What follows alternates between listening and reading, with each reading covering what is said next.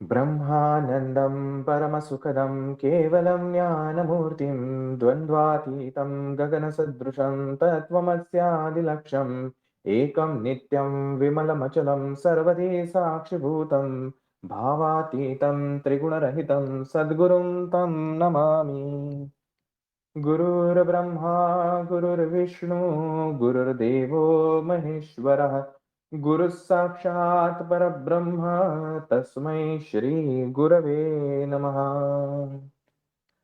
काषाय वस्त्रं करदण्डधारिणं कमण्डलु पद्मकरेण शङ्खं चक्रं गदाभूषितं भूषणाढ्यं श्रीपादराजं शरणं प्रपद्ये। श्रीपादराजं शरणं प्रपद्ये। श्रीपादराजं शरणं प्रपद्ये। अवधूतचिंतन श्री गुरुदेव दत्त। अनंत कोटी ब्रह्मांड नायक राजाधिराज योगीराज परब्रह्म भगवान श्री स्वामी समर्थ महाराज या दिंडोरी प्रणित मार्गाचे प्रणिती ब्रह्मीभूत परमपूज्य पिठले महाराज, सद्गुरू परमपूज्य दादासाहेब, तुम्हा आम्हा सर्वांचे श्रद्धेस्थान प्रातस्मरणीय परमपूज्य गुरुमाऊली यांच्या चरणी आपण सर्व सेवेकऱ्यांच्या वतीने त्रिवार मुद्रा. उपस्थित सर्व सेवेकरी बंधू आणि भगिनींनो, आपलं अर्ध गुरुचरित्र जे आहे ते काल संपन्न झालं. 25व्या अध्यायापर्यंत आपण थांबलेलो आहोत. जसं मी म्हटलं होतं 22व्या अध्यायापासून टर्निंग पॉइंट हा गुरुचरित्राचा आहे. आता इथून पुढचा जो पिक्चर आहे तो खूप फास्ट मूव्ह होणार आहे आणि मेन कंटेंट जो आहे तो सगळा आपल्याला या पुढच्या अध्यायांमध्ये बघायला मिळणार आहे. आणि या अध्यायांमध्ये खऱ्या अर्थाने आपण कुठे स्टँड करतो, आपण कुठे उभे आहोत आपल्या आयुष्यामध्ये, याची जाणीव महाराज करत करत करत 50व्या अध्यायाला ज्या वेळेला त्या रजकाला महाराज भेटणार आहेत, त्यावेळेला तो रजकाला जे महाराज प्रश्न विचारणार की काय रे कुठे होतास तू इतके दिवस, तोच प्रश्न कदाचित आपल्याला महाराज विचारणार आहेत. आणि त्या 50व्या अध्यायामध्ये आपली आणि महाराजांची खऱ्या अर्थाने जे आपण अनेकदा म्हणतो आत्मा आणि परमात्मा ही जी भेट आहे, ही भेट त्या 50व्या अध्यायापर्यंत होणार आहे. कारण तोपर्यंत आपल्या अनेक गोष्टींची शुद्धता जी आहे ती महाराज आपल्याकडनं करून घेणार आहेत. त्यामुळे आपण सगळेजण महाराजांनाच हीच विनंती करूया की महाराज आम्हाला तुम्हाला भेटायचं आहे आणि त्या 50व्या अध्यायाला खऱ्या अर्थाने आमच्यातल्या अनेक दुर्गुणांमधल्या ज्या गोष्टी आहेत त्या सगळ्या जाऊन आम्हाला फक्त तुमची प्राप्ती व्हावी अशी ही सगळी आपल्याला इच्छा करायची आहे. कालचा अध्याय आपण बघितला की त्या त्रिविक्रम भारतीला कसे ते दोन विप्र आले, त्यांचा तो वाद त्या ठिकाणी झाला आणि त्रिविक्रम भारतींनी मग महाराजांकडे त्यांना घेऊन आले की महाराजच आता यांना योग्य प्रकारे उत्तर देतील. परंतु महाराजांनी विनम्रतेने समजावून सांगून सुद्धा हे दोघेही विप्र काही ऐकायला तयार नाहीत.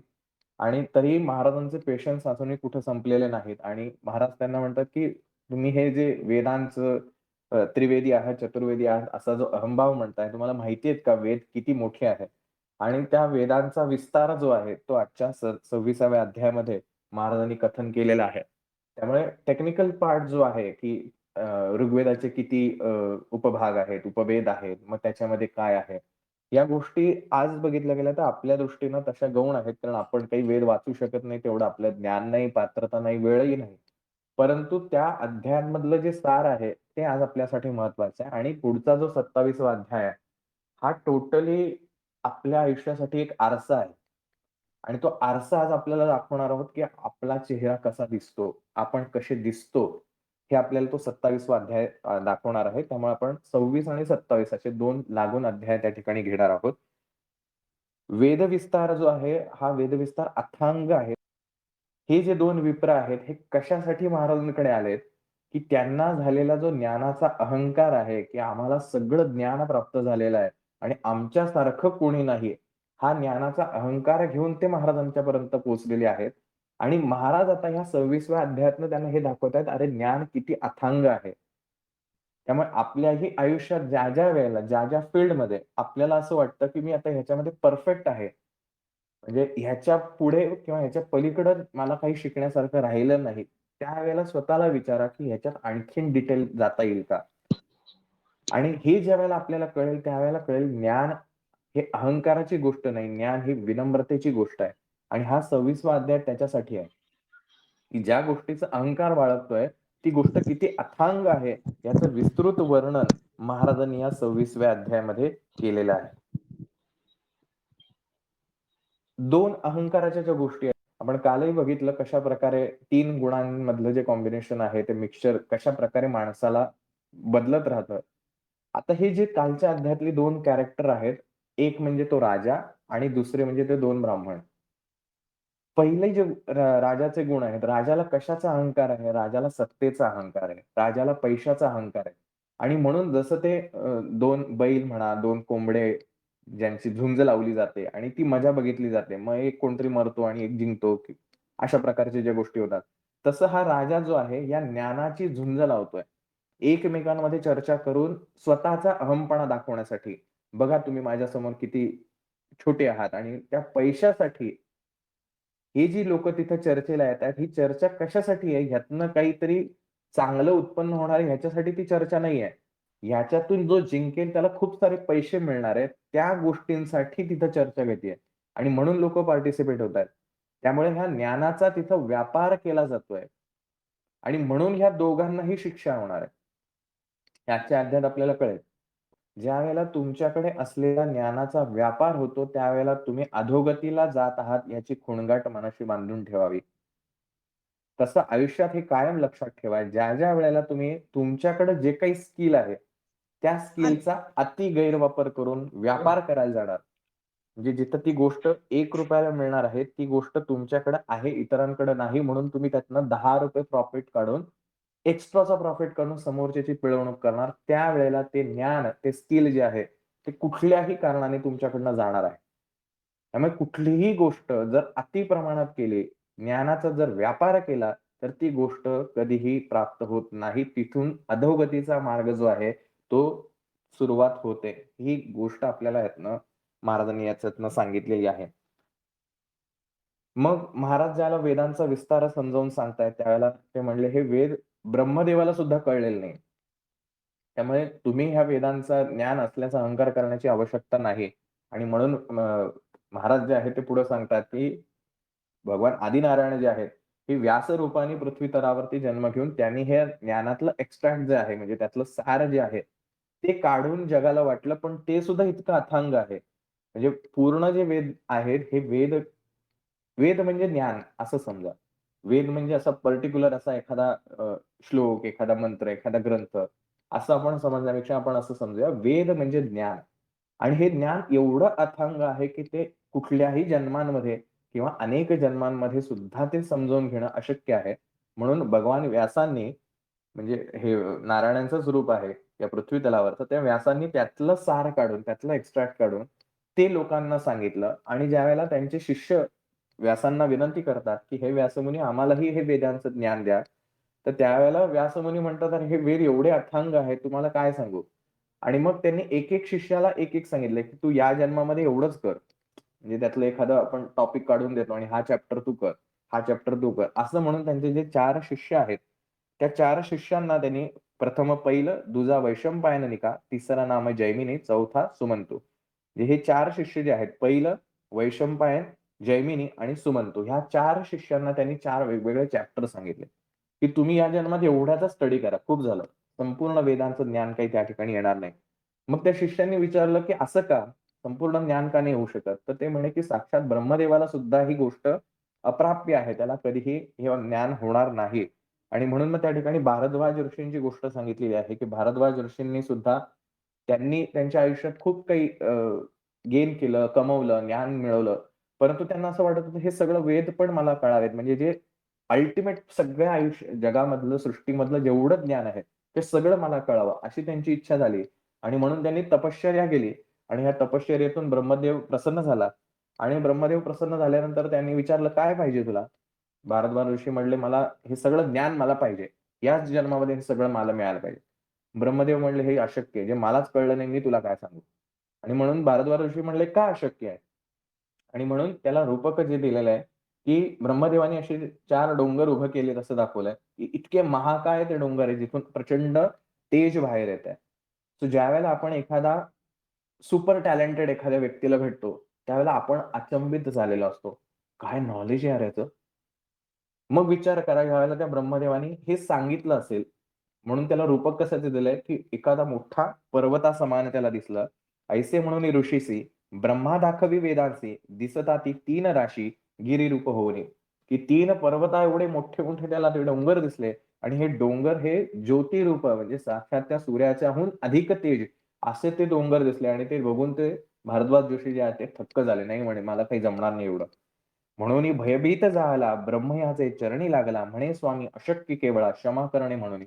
हे अशक्य एवढं सगळं ज्ञान आपल्या आयुष्यात कधीच प्राप्त करून घेऊ शकत नाही. म्हणून ते ब्रह्मदेवाला ते शरण आले, की आता तुम्हीच मला ह्यातलं एक्स्ट्रॅक्ट करून द्या. म्हणजे ह्यातलं सार जे आहे ते तुम्ही मला सांगा. आणि मग ब्रह्मदेवाने त्यांना काही गोष्टी ज्या आहेत त्या सांगितल्या आणि मग त्याचा विस्तार जो आहे तो संपूर्ण 26व्या अध्यायामध्ये झालेला आहे. एवढं हे सगळं अथांग ज्ञान, मग प्रत्येक वेदांचे उपवेद, ऋग्वेदाचा उपवेद, मग सामवेदाचा उपवेद असं सगळं इन डिटेल ब्रह्मदेवाने भारद्वाज ऋषींना सांगितलं आणि ते सांगितल्यानंतर ते म्हणले, "बस झालं, एवढंच माझ्यासाठी खूप आहे. मी इन डिटेल जाऊच शकत नाही." आणि या कलियुगामध्ये बघा, ही पुन्हा गोष्ट वारंवार महाराजांनी त्यावेळेला सांगितली आहे 600-700 वर्षांपूर्वी. म्हणजे ही आज जेवढी आहे, ज्या तीव्रतेने आहे, त्याच तीव्रतेने त्याही वेळेला असणार, त्याच्या पूर्वी सुद्धा असणार. तेव्हा आपल्याला जे वाटतं, की आत्ताचाच काळ खूप खराब आहे, त्यावेळेचा खूप चांगला असेल, असं अजिबात नाहीये. काळ तिथंच आहे, फक्त त्याचं पर्सेंटेज जे आहे, त्याचं क्वांटिटी जी आहे, ती क्वांटिटी वाढली आहे. या भरतखंडात पूर्वी होते पुण्य बहुत, वर्णाश्रमी आचरत, होते लोक परी की या भारतवर्षामध्ये हा भारतवर्ष कुठून आहे? तर अगदी श्रीलंकेच्या टोकापासून ते अफगाणिस्तान एवढा प्रचंड हा भारतवर्ष आहे. त्याला पूर्वीपासून भारतवर्ष असं म्हटलेलं आहे. तर हा भारतवर्षामध्ये पूर्वीपासून लोकं आचार-विचारांनी संपन्न होते आणि प्रत्येकाला आपापली ड्युटी माहिती होती. तर त्या प्रकारे करायचं. म्हणजे ब्राह्मण जे आहेत, हे ज्ञान द्यायचे लोकांना शिकवायचं काम करायचंय. क्षत्रिय जे आहेत ते रक्षणाचं काम करायचंय. सैन्य म्हणा किंवा समाज चालवण्याचं जे काम आहे. वैश्य लोकं जे आहेत ते व्यापार करून अ, अर्थचक्र जे आहे ते चालवायचे आणि शूद्र की जे सगळी जी कामं आहेत, इतर कामं, ही सगळ्या प्रकारची. असं प्रत्येकाने ते डिव्हाईड करून ते सगळा समाज चालला होता. परंतु या कलियुगाभितरी कर्म सांडिले द्विजवरी, लोपले वेद निर्धारी, गौप्य झाले शिकेचे. परंतु या कलियुगामध्ये लोकांनी ह्या सगळ्या गोष्टी बदलायला सुरुवात केली. की ज्या गोष्टी तुम्हाला ड्युटी दिलेल्या आहेत, त्या ड्युटी सोडून तुम्ही चुकीच्या पद्धतीनं त्या वर्तन करतायत. म्हणजे ब्राह्मणांनी त्यांना जे ड्युटी दिली आहे, की ज्ञान द्या तुम्ही, तर त्या ज्ञानाचा व्यापार सुरू केला, जसं या दोघांनी केला.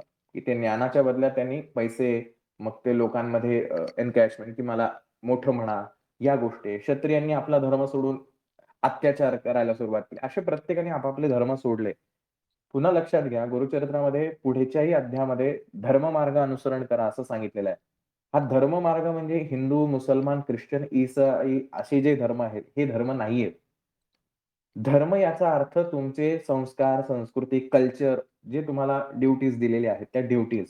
म्हणजे पुत्रधर्म असं ज्याला म्हणतो, त्याला मुलगा म्हणून तुमच्या ज्या ड्युटीज आहेत, कर्तव्य जे आहेत, ही कर्तव्य पालन म्हणजे तुमचा धर्म आहे.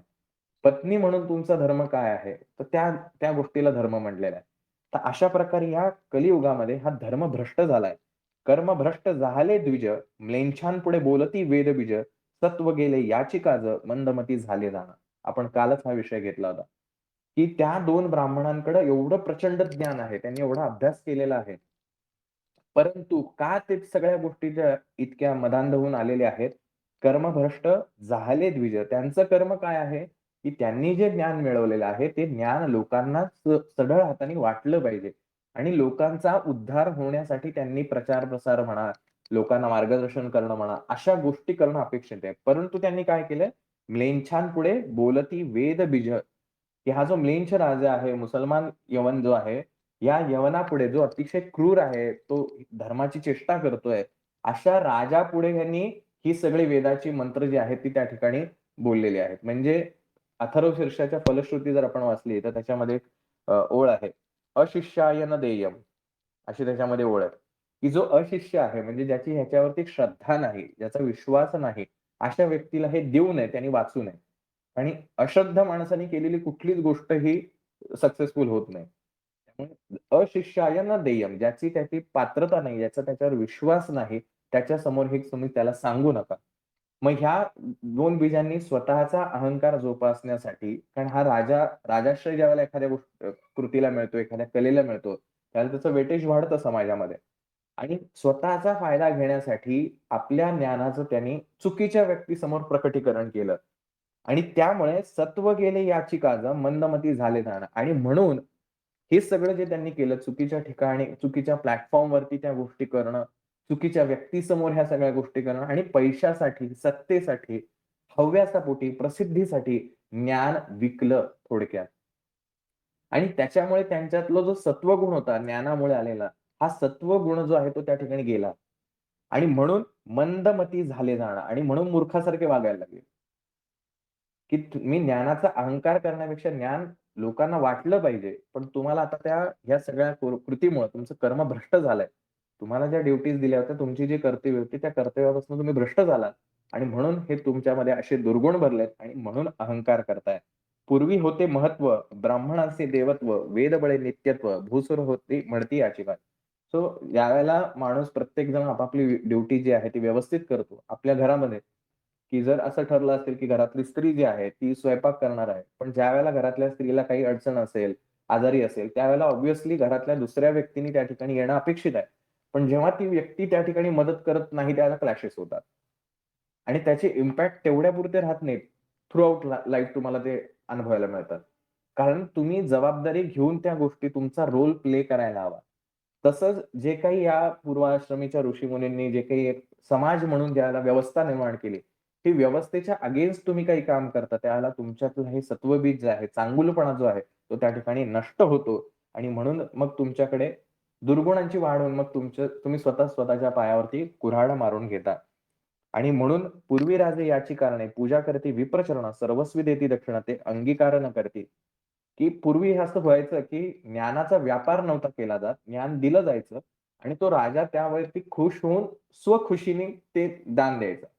आणि म्हणून दानाला महत्व आहे. पण ज्यावेळेला त्याचा व्यापार होतो, तर अशा प्रकारे ड्युटीज जर तुम्हाला जी काही ड्युटी दिल्या त्या कर्तव्यांपासून जर तुम्ही बाजूला झालात, तर 100% तुम्ही अधोगतीला जाणार ह्याच्यामध्ये अजिबात तीळ मात्र शंका नाही. तेणे सत्व भंगले, हीन याती ते सेवा करू लागले, अध्यापन करीती मौले, वेद विक्रय पर्यसा.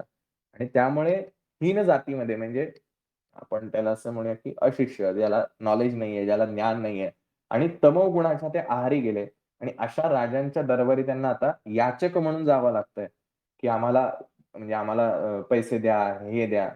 ज्यावेळेला तुम्ही तुमचा पात्रता आहे, त्या पात्रतेच्या बाजूला जाऊन तुम्ही ज्यावेळेला व्यवहार करायला लागता, त्यावेळेला तुमच्या आयुष्यातली अधोगती तुम्हाला आजूबाजूची परिस्थिती, दैन्य, दुःख, दारिद्र्य हे सगळं आयुष्यामध्ये निर्माण करते.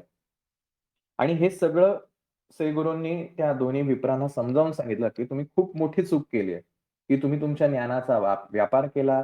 तुम्ही त्या लेंच्यापुढे, त्या यवनापुढे कशाप्रकारे वेदांचं हे केलं. त्यामुळे तुमच्यातलं सत्वगुण संपलं. बघा हे मागच्या अध्यायात, या अध्यायामध्ये महाराज काय करत होते, कन्व्हिन्स करण्याचा प्रयत्न होता, की नका हे करू तुम्ही. या गोष्टी करून, वाद करून, चर्चा करून काही मिळणार नाहीये.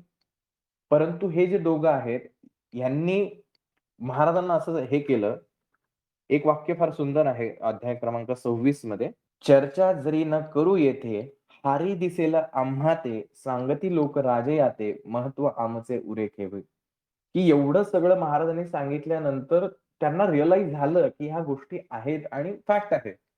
परंतु जर आता तुम्ही आमच्याशी चर्चा केली नाहीत, बघा चर्चा जरी न करू येथे, आम्ही जर तुमच्याशी आता इथे डिबेट केलं नाही, कारण आमचा आता इमेज काय झाली आहे, की हे जिथं जातात तिथं प्रत्येक ठिकाणी जिंकत चाललेत. आणि त्या राजाने कारण राजाने त्यांना पाठवलंय त्यांचं लेटर घेऊन. त्यामुळे नाव राजाचं आहे आता. त्यामुळे प्रेस्टीज जे आहे ते राजाचं पण तेवढंच आहे.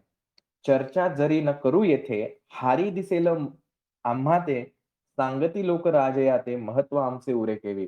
हे सगळं कशासाठी चालू आहे? स्वतःचं महत्व वाढवण्यासाठी, की आम्ही जर तुमच्याशी आता चर्चा केली नाही, तर आम्ही हरलो असं दिसेल आणि सगळी लोकं त्या राजाला जाऊन सांगतील, की हे हारले म्हणून. मग राजा आमची कशाला काही ठेवेल? हाकलून दिला मला.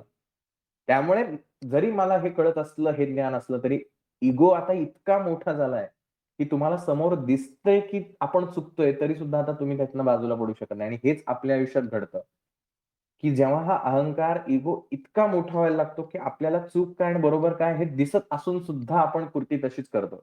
जसं महाभारतामध्ये दुर्योधन आणि अर्जुन हे 2 पात्र आहेत आणि भगवंतानी प्रत्येक वेळेला हा प्रयत्न केलाय, की हे महायुद्ध होऊ नये आणि समोपचाराने व्यवस्थित जे आहे दोघांमधले वाद ते त्या ठिकाणी थांबावेत. त्यासाठी वेळ प्रसंगी त्यांना 13 वर्षाचा वनवासही स्वीकारायला लावला, की ठीक आहे बाबा थोडंसं दुर्योधनाच्या बाजूने. आणि भगवंत दुर्योधनाला समजायला येतो, की तू हे जे करतोयस हा विनाशाचा मार्ग आहे आणि ह्याच्यावरती जाऊ नकोस. त्यावेळेला दुर्योधन कृष्णाला जे उत्तर देतो ते फार महत्वाचं आहे. दुर्योधन असं कृष्णाला सांगतो, की "देवा तू सांगतोयस ते बरोबर आहेस, परंतु मला हे कळतंय पण वळत नाहीये आणि माझ्याकडनं ॲक्शन होत नाही तशी." की मला सगळं समजतंय, की असं नाही वागलं पाहिजे मी यांच्याशी. त्यांचा हक्क मी त्यांना द्यायला पाहिजे. पण आता ते इतकं तयार झालंय, की माझ्याकडनं म्हणजे काल जसं आपण म्हणलं, हा अहंकार इतका मोठा व्हायला लागतो, की आता अहंकार आपल्याला कंट्रोल करतो. आपण अहंकाराला नाही कंट्रोल करू शकत. तर ती दुर्योधनाची ती स्टेज आली होती आणि तो भगवंताला असं सांगतो, की मला सगळं कळतंय, पण आता वळत काहीच नाही. आपल्या आयुष्यात हे बऱ्याचदा होतं आणि तसंच या दोघां विप्रांचं झालंय, की एवढं श्रीगुरु त्यांना समजावून सांगतायत, तरी सुद्धा आता ते म्हणतायत, की नाही आता जर तुमच्याशी मी चर्चा केली नाही, तर आम्ही हरलो असं दिसेल आणि मग लोकांमध्ये ही चर्चा होईल. राजापर्यंत गेल्यावर आम्हाला हाकलून देईल. मग काय उपयोग आहे याचा? म्हणजे हा सगळा खटाटोप कशासाठी आहे? स्वतःचा इगो वाढवण्यासाठी. अहंकार जोपासलाय त्यांनी, तो हर्ट होईल, तो कुठेतरी दुखावला जाईल. म्हणून मी आता तुमच्याशी म्हणजे चर्चा करणार आहे. त्यांना माहीत नाही पुढचे परिणाम काय होणार आहेत. त्यांना माहीत नाही पुढे जे बसलेले आहेत ते कोण आहेत. पण फॅक्ट जरी समजली, रिॲलिटी जरी समजली, की मी चुकतोय, तरी ती एक्सेप्ट करण्यासाठी तेवढा इगो तुमचा आता तुम्ही सोडून द्यायला तयार नसता. कारण तो आता इगो आपल्याला कंट्रोल करतो. आपण इगोला नाही कंट्रोल करत. आणि मग हा अध्याय 26वा संपतो आणि 27वा अध्याय म्हणजे ॲक्चुअलमध्ये आपल्याला आरसा दाखवणार आहे. त्यामुळे ह्या ठिकाणी आयुष्यामध्ये एक गोष्ट कायम लक्षात ठेवायची, कायम. जे आपण गुरुचरित्र वाचताना सुद्धा हे नियम सांगतो किंवा आपली आचारसंहिता जी आहे सेवेकऱ्यांची ती सुद्धा सांगतो. ज्ञानाचा, ज्ञान असलेल्या व्यक्तींचा कधीही अपमान करू नका. कारण जोपर्यंत जिभेवर सरस्वती आहे, तोपर्यंत तुम्हाला रिस्पेक्ट आहे. ज्या क्षणी तुमच्या जिभेवरनं म्हणजे ओठातून वाईट शब्द निघायला लागतील, त्यावेळेला ही सरस्वती निघून जाते आणि अख्खं आयुष्य बरबाद होतं. परमपूज्य गुरुमाऊली त्यांच्या हितगुजात ही नेहमी गोष्ट सांगतात. दात आणि जिभेची ज्याला माऊली हे सांगतात, की ते 32 दात जे आहेत ते जिभेला म्हणतात, की आम्ही 32 आहे आणि तू एकटी आहेस, तू काय करणार आहेस? त्याला जीभ म्हणते, की मी जर एक वाकडी चालले, तर तुम्ही अख्खी 32शी तुमची पडून जाईल. काय आहे हे? की जीभ म्हणजे ती सरस्वती माता आहे. आपण "वसत्वं मम जिह्वाग्रे, सर्व विद्या प्रदा भव" असं शारदा मातेचा मंत्रही म्हणतो. सरस्वती मातेचा मंत्र म्हणतो, की माझ्या जिभेवरती वास कर. मग ज्यावेळेला आपण अशा ज्ञानाचा डिसरिस्पेक्ट करतो, अनादर करतो, ज्ञानी लोकांचा आपल्यापेक्षा आपल्या फील्डमधले जे कोणी ग्रेट लोकं असतील, आपल्यापेक्षा सीनियर असतील, त्यांचं नॉलेज आपल्यापेक्षा खूप चांगलं आहे. अशा लोकांचा अनादर कधी करायचा नाही. जर तुम्ही तुमच्या इगोला सुकवण्यासाठी, की हा मला का रिस्पेक्ट देत नाही किंवा अन्य अनेक कारणासाठी जर त्या ज्ञानाचा किंवा ज्ञानीय लोकांचा जर डिसरिस्पेक्ट केला, अनादर केला, आयुष्यामध्ये ह्या 2 विप्रांची जी गती होणार आहे, तशी आपली गती होते आणि मग आपण आता हातात काही राहत नाही. एकदा वेळ निघून गेली, की तिथनं रिटर्न येता येत नाही. जरी दुर्योधनानं समजलं, की हे सगळं करतोय मी चुकीचं आहे, पण आता त्याला माघार घेता येत नाही. त्या 2 विप्रांना हे कळतंय, तरी आता त्यांना माघार घेता येत नाही. रावणाला माहीत झालं, की समोर परमेश्वर आहे, तरी सुद्धा त्याला माघार घेता येत नाही. कारण आता तुम्ही तुमचा इगो एवढ्या उंचीवर नेऊन ठेवलाय, की तुम्ही आता मरायचंच. करो या मरो, दुसरा पर्यायच नाही. आता रिटर्न जायचे मार्ग तुम्ही सगळे स्वतःच्याच हाताने बंद करून टाकले असतात. का? इगो, अहंकार, गर्व. त्यामुळे वेळी ज्यावेळेला निर्माण होतो, त्यावेळेला थांबवणं हे जास्ती महत्वाचं आहे आणि अशा प्रकारे आता पुढच्या अध्यायात सगळी गंमत होणार आहे. तो अध्याय आहे 27वा. की एवढं सगळं सांगून त्यांनी सरतेशेवटी अध्यायाच्या शेवटी महाराजांना काय म्हटलं, "महाराज, की आम्ही आता जर चर्चा केली नाही, तर हे खूप वाईट दिसेल. लोकं राजाला जाऊन सांगतील, की हे हरलेत म्हणून यांच्याशी आणि हे हरलेत म्हटल्यानंतर राजा आमच्याला काही ठेवणार नाही. कदाचित तो हिंसाचारी आहे, त्यामुळे कदाचित तो आम्हाला मारूनही टाकेल. त्यामुळे आता आमच्याकडे ऑप्शन नाही." आता काय गंमत होतीये 27वा अध्याय आपल्या आयुष्याशी संबंधित आहे. अतिशय लक्षपूर्वक ऐका. सुरुवातच आहे. शिष्य वचन ऐकोनी सांगता झाला सिद्ध मुनी, ऐक शिष्या नामकरणी अनुपम्य महिमा श्री गुरुची. आता हा महिमा जो आहे श्री गुरूंचा, महाराजांची लीला अजब असतात. महाराज हे भक्तांचा उद्धार करण्यासाठी आलेत आणि महाराज इनडायरेक्टली ह्या गोष्टी समोरच्याला कशा पॉइंट आउट करून सांगता येतील हे सांगण्याचा प्रयत्न करतात आणि तोच अध्याय 27वा आहे. किती प्रकारे विप्रांसी श्री गुरु सांगती हितासी न ऐकती द्विज तामसी म्हणती वादका पत्र देणे. महाराज एवढ्या हर प्रकारे त्यांना समजावून सांगण्याचा प्रयत्न करतायत की हा वाद चर्चा ही अनाठायी आहे. त्यातनं काही निघणार नाहीये. एकमेकांशी वाद घालून यातनं निष्पन्न काय होणार आहे? शून्य. कारण हे वेद अथांग आहे, ज्ञान अथांग आहे. काय डिस्कस करणार आपण? पण एवढं सगळं सांगून सुद्धा ती जे 2 विप्र आहेत हे ऐकायच्या मूडमध्ये नाही. न ऐकती द्विज तामसी म्हणती वादका पत्र देणे. आणि आता हे तमोगुणाने भरलेले हे जे विप्र आहेत, अहंकार, इगो ह्यांनी जे भरून त्यांच्याकडे आता आलेला आहे, इतका वाढलाय की आता त्यांना चांगलं ते सुद्धा दिसायला तयार नाही. असे जे आहेत म्हणती वादका पत्र देणे. हे महाराजांना म्हणतात 2च ऑप्शन आहेत. एक तर आमच्याशी डिबेट करा, अन्यथा आम्ही जिंकलो असं म्हणून तुम्ही आम्हाला जाहीर करून द्या. म्हणजे महाराजांना असं ते म्हणतात की तुम्ही हारले असं म्हणून आम्हाला डिक्लेअर करा. 2च आहेत. सरेंडर करायचं किंवा डिबेट करायचं. महाराजांनी सगळे मार्ग त्यांना पहिले समजावून सांगण्याचा प्रयत्न केलेला आहे. महाराजही प्रत्येक गोष्टीला संधी देतात सुधारण्याची. परंतु यांनी काही घेतली नाही कारण तमोगुण जास्ती झालेला आहे. ऐसे उत्तर ऐकोनी बघा, ऐसे उत्तर ऐकोनी कानी कोप करती श्री गुरुमुनी जैसे तुमचे अंतःकरणी तैसे सिद्धी पावो म्हणती. आणि महाराज चिडले ना आता, की एवढं तुम्हाला समजावून सांगून सुद्धा जर तुम्हाला सुधारायचं नसेल, ह्याला म्हणतात प्रारब्ध. जे काल कोणीतरी ताईंनी विचारलं होतं, की महाराजांच्या सानिध्यात राहून सुद्धा असे का वागतात लोकं? प्रारब्ध. महाराज वेळोवेळी सुधारण्याची संधी देतात. वेळोवेळी सुधारण्यासाठी तुम्हाला सांगतात, की हे बदला. पण नाही, आम्ही आमचे गुण का सोडू? आमचा इगो, आमचं इमेज या सगळ्या गोष्टींना धक्का लागेल ना. 4 लोकं माझं कौतुक करतायत. आता जर तुम्ही म्हणताय, "नाही, हे चुकीचं वागतोयस तू, सोडून दे." आता कसं सोडून द्यायचं? मग लोकं काय म्हणतील मला? लोकं चेष्टा करतील माझी, लोकं अपमानित करतील, लोकं मला विचारणार नाहीत. असे अनेक मनामधले भ्रम घेऊन आपण डोक्यात चाललेलो असतो. आणि म्हणून आपण तमोगुणी हा वाढतच राहतो. बऱ्याच वेळेला असं होतं, अनेक सेवेकऱ्यांच्या बाबतीत होतं, की एखादं तुम्ही चांगलं काम करत असता आणि लोकांपर्यंत पोहोचता. मग हळू लोकांमध्ये तुमची प्रसिद्धी व्हायला लागते, की "अरे, नाही, नाही, हा सेवेकरी बरं का, चांगला आहे," असं-तसं. त्या प्रसिद्धीमधनं आपला इगो आता वाढत जातो आणि तो इगो असा होतो, की जर आपल्या अगेन्स्ट कोणी बोललं, पटकन राग त्याला काय कळतंय, सगळं एवढं मी करतोय, तो करतोय, असं करतोय आणि मग मला नावं ठेवतोय. इगो आता इतका मोठा झालाय, की तुम्हाला फॅक्ट सुद्धा बघायला तयार नाही. आणि या इगो वाढल्यामुळे स्पर्धा निर्माण होते. आणि 2 सेवेकरीच एकमेकांमध्ये झुंपत बसतात. आणि मग दोघं एकमेकांनाच विरोध करायला लागतात. हाही महाराजांचंच काम करत होता, हाही महाराजांचं काम करतोय. पण दिसताना दिसतंय 2 महाराजांचं काम करतायत. ॲक्चुअलमध्ये होतायत ते त्यांची इगो सांभाळत आहेत. हा म्हणतो ते लहानपणी नाही का बकऱ्याची गोष्ट होती. ते छोटासा एक अरुंद पूल असतो आणि ते 2 बकरे त्याच्यावरनं जायचं असतं. दोघंही मागे हटायला तयार नसतात. का हटू मी? मी जर हटलो तर लोकं काय म्हणतील? बघा हा हटला म्हणजे हाच चुकीचा असणार. असे काहीतरी मनामध्ये आपण इमेज आपल्या स्वतःच्या तयार केलेले असतात आणि हे दोघंही जण आता हे मुद्दामून सेवेकरी म्हणून सांगतोय, पण आपल्या प्रत्येकाच्या लाईफमध्ये ह्या आयुष्यात गोष्टी घडतात. अगदी डे टू डे लाईफमध्ये. आणि तो इगो इतका वाढतो, की दोघंही मागे हटायला तयार नाहीत. आणि तेव्हा महाराज काय म्हणतायत, "कोप करती श्री गुरुमुनी, जैसे तुमचे अंतःकरणी, तैसे सिद्धी पावो म्हणते." हा शब्द, हे वाक्य गुरुचरित्रात अनेकदा आलेलं आहे, की जसं तुमच्या अंतःकरणात असेल, तसं तुमच्या आयुष्यात घडेल.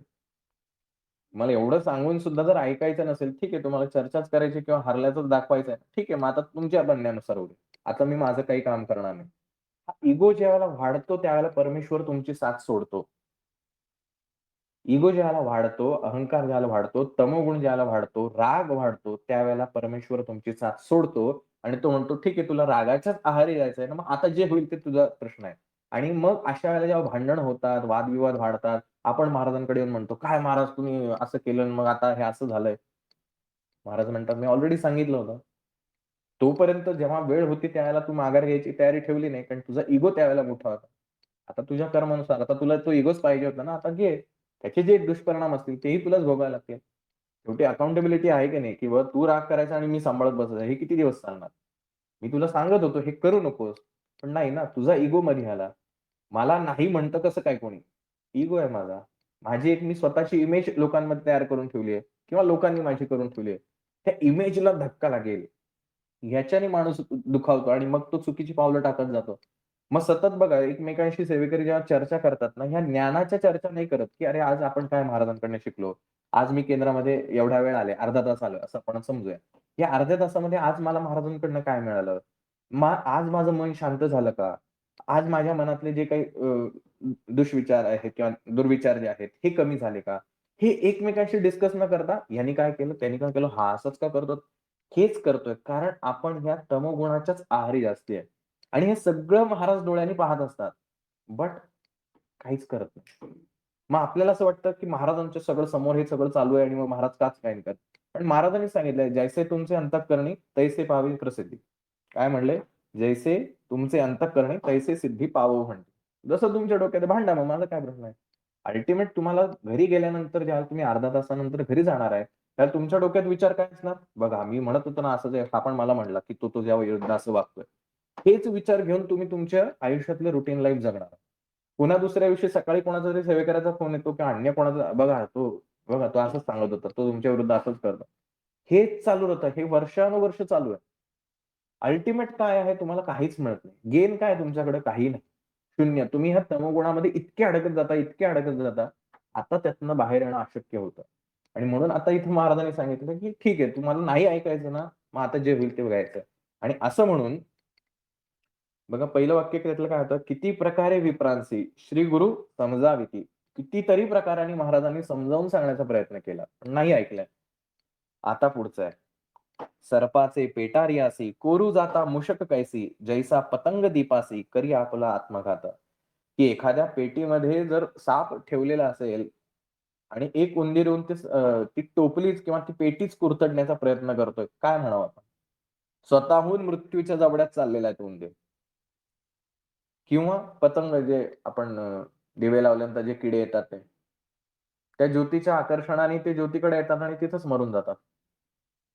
तसं जर एखाद्या अहंकाराने प्रेरित झालेला व्यक्ती त्याला धडधडीत दिसत असून सुद्धा जर तो पुढच्या संकटांसाठी स्वतःलाच तयार करत असेल, तर तिथं परमेश्वर काहीही करत नाही. त्यामुळे आपल्याला जे वाटतं सगळं घडवणारा परमेश्वर असतो.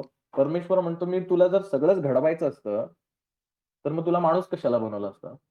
तुला एखादा प्राणी, एखादा पशु, एखादा कीटक बनवलं असतं, ज्याच्यामध्ये तुला हा सेन्सच नसतो. तुला हे जाणीवच नसते, की तू एक पशु आहेस, तू एक प्राणी आहेस, तू एक पक्षी आहेस, तू एक कीटक आहे. तुला एवढंच माहिती असतं सकाळी उठायचं, आपल्याला भूक लागते त्यामुळे दाणा-पाणी जे काही असेल ते कमवायचं, प्रजनन करायचं, झोपायचं. ह्याच्या पलीकडे काही माहीत नाही. फूड चेन ही चालूच राहिली. हे प्रत्येक जीवाला हीच गोष्टी माहिती आहेत. गाईला माहिती आहे का मी गाय आहे, मग माझा उद्धार मला व्हायला पाहिजे. हे गाईला कुठं माहिती आहे? ना कावळ्याला माहिती आहे, ना कुठल्या अन्य पक्ष्याला किंवा माशाला माहिती आहे. हे फक्त माणसाला माहिती आहे. मग माणूस म्हणून जर आपल्याला जन्म मिळाला असेल, तर देव म्हणतो, "मी ऑलरेडी तुला हे सगळं जाणीव करूनच पाठवलेलं आहे." मग असं असताना परत मी आणखीन काही करावं अशी तुझी अपेक्षा असेल, तर मी काही करणार नाही. आता तुला जे ते 3 गुण दिलेले आहेत, हे सगळं नॉलेज दिलंय, हे सगळ्या सोर्सेस तुझ्याकडे अवेलेबल करून दिले. तू ठरवायचंय तुला कसं जगायचं. मी काहीच नाही करणार. भगवद्गीता जर आपण वाचली, ज्ञानेश्वरी वाचली, कुठलाही ग्रंथ तुम्ही काढून वाचा. प्रत्येक ठिकाणी हेच आहे, की भगवंत म्हणतो, "मी तुमच्यामध्ये इंटरफेअर करायला येत नाही." मागच्या आपण अध्यायामध्ये सुद्धा बघितलं 20व्या अध्यायामध्ये, की महाराज म्हणतात, की तुम्ही तुमचे जे कर्म करणार आहेत, त्या गुणांनी जे काही तुमच्याकडनं कर्म करून घेतले जाणार आहेत, त्याच्यामध्ये तुम्ही अडकत राहणार. मी काही करू शकत नाही. तुमचं तुम्हालाच भोगायचं. त्यामुळे ह्या गोष्टी नेहमी समजून घ्या. आपण जो ब्लेम महाराजांवरती करतो, महाराजांनी ऑलरेडी आपल्याला कशाला मग हे गुरुचरित्र आपल्या आयुष्यात आणलं असतं? नसतं आणलं. हे समजवण्यासाठीच आपल्याला आणलं होतं ना. पण आपण त्या गुरुचरित्र वाचन करत असताना पण शेजारचा मला असंच का बघतो? तो असंच का करतो? आपण गुरुचरित्र वाचत असताना आपला गोल काय असला पाहिजे, उद्दिष्ट काय असलं पाहिजे, की अरे आज जे काही अध्याय मी वाचणार आहे, यातनं आज मला काय शिकायचं आहे? कारण तो जो 1-1.5 तास आहे ते महाराजांचं आणि माझं सान्निध्य आहे. मी बघत बसलोय आजूबाजूची परिस्थिती कशी आहे. मग मला थंडीच वाजते, मग हाच असंच करतो आणि तो तसंच करतो. मग मला इथेच का जागा मिळाली? या गोष्टींमध्येच आपण अडकून बसलोय आणि ह्याच्यातून आपला तमोगुण वाढवत चाललोय. आणि मग म्हणायचं महाराजांकडे मी एवढी सेवा करते, मला काहीच काय मिळत नाही. कसं मिळणार? कारण तुम्ही महाराजांची सेवा नाही करत आहे. तुम्ही स्वतःच्या तमोगुणाची वाढ करताय केंद्रात येऊन. म्हणजे जिथं तमोगुण काढून रजोगुण कमी करून सत्वगुणांची वाढ करायची, तिथे येऊन आपण स्वतःचा तमोगुण स्वतःच्याच हाताने वाढवत चाललोय. आणि महाराजांना म्हणायचं, "महाराज असं का होतं? मग माझा राग का निघत आहे?" अरे कोणी करायचं कमी? महाराजांनी येऊन. महाराजांनी आपल्याला एवढं सगळं दिलंय ना आणि म्हणून आपणच स्वतःहून मृत्यूच्या दारी किंवा संकटाच्या दारात चाललोय म्हणून ते उदाहरण. की सापाच्या पेटीला उंदीर स्वतःच कुरतडतोय किंवा त्या पतंग जो आहे तो स्वतःच त्या ज्योतीकडे आकर्षित होतोय. ह्याच्यामध्ये परमेश्वर काहीच करत नाही. हा स्वतःहून आत्मघात आहे. तैसे विप्र मदोन्मत्त, श्री गुरुमूर्ती न ओळखत, बळे आपुले प्राण देत, दिवांधवत द्विज देखा. तसे हे दोन विप्र आहेत, की स्वतःहून त्यांनी ओळखले नाहीये, की महाराज कोण आहेत आणि ते स्वतःहून आता बळीचा बकरा बनणार आहेत. जसं घुबड जे असतं ना, त्या घुबडाला दिवसा दिसत नाही, रात्रीचं दिसतं. तसं हे दोन विप्रांना म्हणलेलं आहे. दिवांधवत म्हणजे, की दिवसा ढवळ्या तुम्हाला समोरचा परमेश्वर ओळखायलाच येत नाही, त्या घुबडाप्रमाणे तुमची अवस्था झाली आहे. इतुके वर्तता ते अवसरी, श्री गुरु देखती नरासी दुरी, शिष्यासी म्हणती पाचारी, कवड जातो मार्गस्थ. आता महाराजांनी आपली ऍक्शन, म्हणजे आपण जे म्हणतो ना, की मी माझ्या आयुष्यात कर्म करायला पाहिजे. कर्म हा शब्द आपण अनेकदा वापरतो. परमेश्वर जे करतो त्याला आपण लीला म्हणतो. परमेश्वर जे कर्म करतो त्याला लीला म्हणतो. आता महाराजांचं कर्म किंवा महाराजांची लीला सुरू झाली. महाराजांनी बघितलं समोर एक माणूस चाललेला आहे. ही सगळ्या चर्चा चालू असताना समोरनं एक माणूस चाललाय. महाराजांनी शिष्याला सांगितलं त्याला बोलवून आणा इकडे. आता शिष्यांना काय माहिती, शिष्य हे सगळा भाग बघतायत. महाराज ह्याला सांगतायत त्या दोन विप्रांना आणि ते दोन विप्र कशा पद्धतीने आर्ग्युमेंट करतायत. त्या चालणाऱ्या व्यक्तीला महाराजांनी बोलवलं. तो इकडे आला. श्री गुरुवचन ऐकून गेले सेवक धावनी, त्या नरा ते पाचारुनी आणिला गुरु सन्मुख. गुरु पुसती त्यासी, जन्म कवण जातीसी, तो वृत्तांत सांगमजसी, म्हणून पुसत त्यावेळी. महाराजांनी त्याला बोलवलं आणि त्याला विचारलं, तू कोण आहेस? कुठल्या जातीत जन्माला आलाय? जरा थोडंसं इंट्रोडक्शन दे तुझं. श्री गुरुवचन ऐकून सांगे आपण जातीहीन, मातंग नाम म्हणून स्थान आपले बहिर्ग्रामी. की मी त्यावेळच्या पद्धतीनुसार, आता हे लागू करू नका, आत्ताचा काळ वेगळा आहे. परंतु मी नीच जातीचा आहे, मातंग समाजातला आहे आणि माझं म्हणजे गावाच्या बाहेर माझी वस्ती आहे, तिथे मी राहतो. असं त्यांनी महाराजांना ओळख करून दिली आणि तुम्ही कृपाळू आहात. कारण संन्यासांनी अशा व्यक्तींना बोलवणं त्यावेळच्या समाजामध्ये हे मान्य नव्हतं. त्यामुळे तुम्ही माझ्यावरती कृपा केलीत आणि तुम्ही मला इथं बोलवलं त्यामुळे मी धन्य झालेलो आहे. आणि म्हणून त्यांनी महाराजांना नमस्कार केला. ऐसे कृपाळू परमपुरुष, दृष्टी केली सुधारस, लोहासी लागता परिस, सुवर्ण होता काय. की जर अशा परमेश्वराने किंवा अशा सद्गुरूंनी, अशा ज्ञानी व्यक्तीने जर एखाद्या सामान्य व्यक्तीवर जरी कृपादृष्टी केली, तरी किती वेळ लागणार आहे त्याला ज्ञान मिळायला. जसं परिसाचा स्पर्श होताच आणि लोखंडाचं सोनं होतं, तितकाचा क्षण जो आहे तो त्या ठिकाणी लागतो. असं त्या व्यक्तीने महाराजांचं गुणगान गायलं. महाराजांनी ते छान वाटलं आणि महाराजांनी त्यांच्या शिष्यांना असं सांगितलं, "ऐसे कृपाळू परमपुरुष" सॉरी, "तैसे तया पतितावरी कृपा केली नरहरी, दंड देऊनी शिष्या करी, रेखा सप्त काढविल्या." संन्यासाचा जो दंड असतो, महाराजांचा जो दंड होता, तो दंड महाराजांनी त्यांना शिष्यांना दिला आणि त्या शिष्यांना सांगितलं, "इथे 7 रेषा काढा." हा दंड म्हणजे काय? पाथ आहे, मार्ग आहे. म्हणजे वरचे करणी बघितलं तर तो दंड आहे त्यांचा, महाराजांचा दंड. पण ठीक आहे, आपण ते विस्ताराने जेव्हा बघू तेव्हा बघू. आणि महाराजांनी ते दंडानी त्या रेषा काढायला सांगितल्या. गुरूंनी दाखवलेल्या मार्गावरती जर चाललो, तर आपल्यामध्ये आपण कितीही शूद्र असू द्या, कितीही काय म्हणूया आपण, अगदी अज्ञानी आहोत, आपल्याला कशातलं काही कळत नाही. पण जर आपण गुरूंनी दाखवलेल्या मार्गावरती चालायचं ठरवलं आणि चालत राहिलो, तर आपल्यातलंच ज्ञान आपल्याला कसं प्राप्त होतं हे आता आपल्याला कळणार आहे. महाराजांनी ज्या 7 रेषा त्यांच्या दंडाने काढायला लावल्या, हे बाह्य रूपाने जरी बघितलं तरी त्या 7 रेषा जरी असल्या, तरी हा मार्ग महाराजांनी आखून दिला आणि आता महाराज सांगते झालेत, की आता तू एक-एक रेषा जी आहे ती क्रॉस करत जा, ओलांडत जा आणि मग काय होतं. त्यामुळे गुरु ज्यावेळेला जे सांगतो त्याच्यानुसार जर आपण आचरण ठेवलं, तर नराचा नारायण बनवण्याची ताकद सद्गुरूंमध्ये असते. म्हणून सद्गुरूंच्या प्रत्येक कृती, जे काही ते आपल्याला आदेश देतील, ती आपल्यासाठी कदाचित अप्रिय गोष्ट असू शकते. इलॉजिकल गोष्ट असू शकते. विचार करायचा नाही. कारण सद्गुरू आपल्या उद्धारासाठीच सगळ्या गोष्टी करत असतात. त्यांचं उद्दिष्ट एवढंच असतं, आपल्या भक्ताचा, आपल्या सेवेकऱ्याचा, आपल्या शिष्याचा उद्धार करायचा आहे. याच्या पलीकडे त्यांना काहीही नको असतं.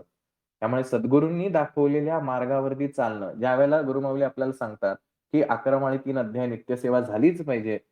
हा गुरूंनी दाखवलेला मार्ग आहे. त्याच्यावरती चालणं हे आपलं कर्तव्य आणि जो त्याच्यावरती चालतो, त्याला ज्ञानाच्या प्राप्तीसाठी दारोदार भटकावं लागत नाही.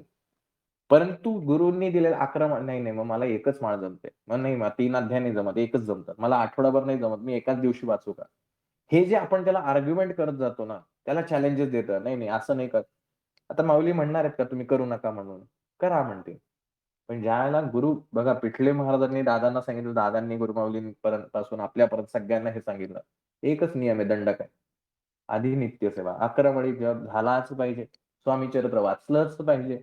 या बेसिक गोष्टी ज्या आहेत त्या तुम्हाला केल्याच पाहिजे. हा गुरूंनी दाखवलेला दंडक आहे आणि त्याप्रकारे त्या शिष्यांनी 7 रेषा काढल्या आणि महाराजांनी आता त्या व्यक्तीला आज्ञा केली, की आता तू एक-एक रेषा त्याचं उल्लंघन कर किंवा त्या क्रॉस कर. श्री गुरु म्हणती पतितासी, "एक रेखा लंघी रे ऐसी, आला नर वाक्या सरसी, झाले ज्ञान आणि कथया." हे ज्ञान कुठे आहे बरं? हे ज्ञान त्या व्यक्तीला झालं कसं? हे ज्ञान आहे आत्मज्ञान, सेल्फ नॉलेज. हे आतून आलेलं आहे. आता बाहेरून नाही आलं. तो जशी-जशी एक-एक रेषा क्रॉस करतोय, ही रेषा म्हणजे काय लेव्हल्स आहेत, की ज्यावेळेला तुम्ही गुरूंनी दाखवलेला मार्ग चालायला लागतात, तर जसं-जसं तुम्ही एक-एक लेव्हल क्रॉस करत जाणार, तसं-तसं तुम्हाला रिअलाईज होत जातं. आपण जे अनुभव म्हणतो, की असा आयुष्यात माझा चमत्कार झाला आणि ह्या गोष्टी झाल्या.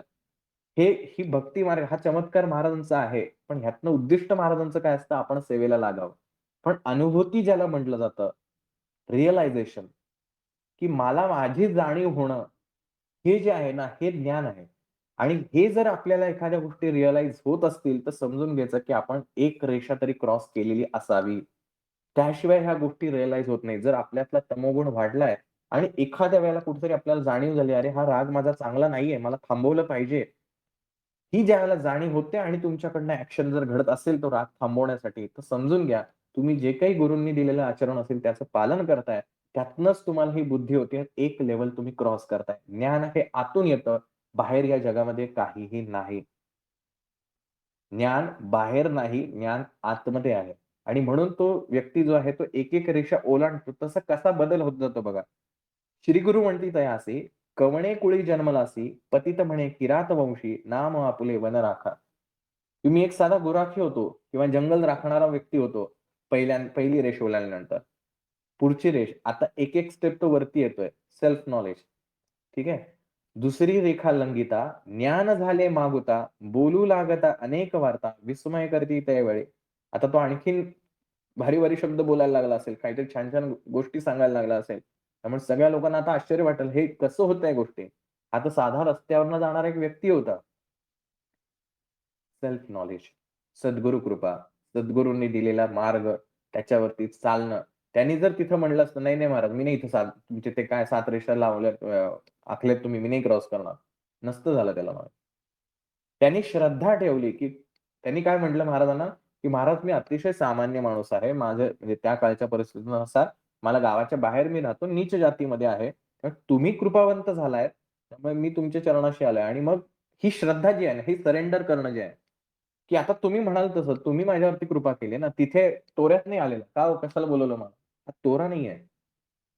सद्गुरू कृपा सगळ्यांवर समान नाही होत. आपण स्वामी चरित्र सुद्धा वाचतो, अध्याय क्रमांक 20, की जो महाराजांकडे आलेला असतो, की "महाराज माझं दारिद्र्य घालवा." महाराज त्याला सांगतात, "5 फकीराला जेवण घाल."